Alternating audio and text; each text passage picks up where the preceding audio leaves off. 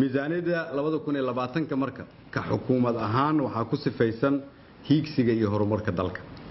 ugu horeyntii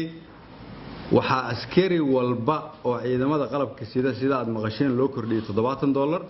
taasoo qoondadiisa ka dhigaysa $100 oo mushaar ah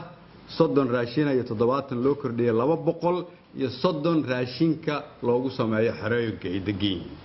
waa bilow fiican laakiin waxay naga astaahilaan naguna leeyihiin intaas ka badan taasoo macnaheedu yahay marka waxaan u soo jeesanay inaan ciidankeena kadib shaqadii dheereed ee dib u habeynta inaan tayadooda dhaqaale wax ka qabanno waa sanadkii ugu horeeyay waa bilow waana la sii wadi doonaa waxa kale oo miisaaniyaddu kaliya ay wax ku kordhisay arrimaha waxbarashada arrimaha caafimaadka iyo arrimaha dib u dhiska dalka oo kaliya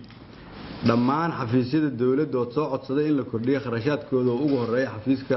ra'iisul wasaaraha kan madaxweynaha kuwa guddoonka baarlamaanka wasaarad walba hay'adaha dawladda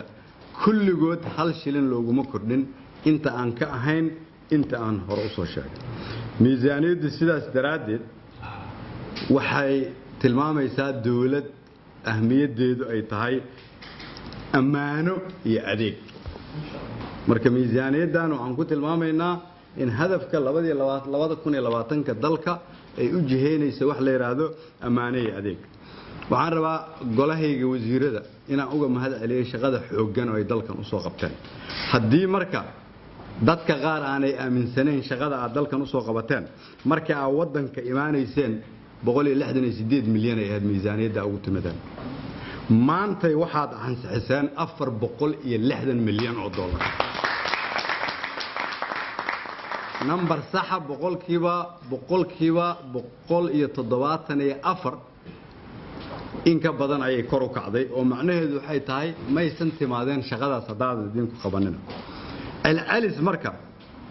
انت ودنك aad joogteen in ka badan 70 milyan ayaa sanad walba kor u kacayay oo sanadka hadda ugu dambeeyay oo ahaa sanadkii xoog ugu badan u galay oo aad kordhiseen 120 milyan oo dollar dakhliga soo galay dawladda waana ku mahadsantihiin hadii marka shaqada aan wadno aan sii wadno oo Febraayo dalka deynta laga cafiyo meesha aan ka tirinayno maada iyo malaayiinta waxaan soo gaarsiinaynaa dalka in loo bedelo ba iyo bilyan sadii ilaahay raado waana mahadsantihiin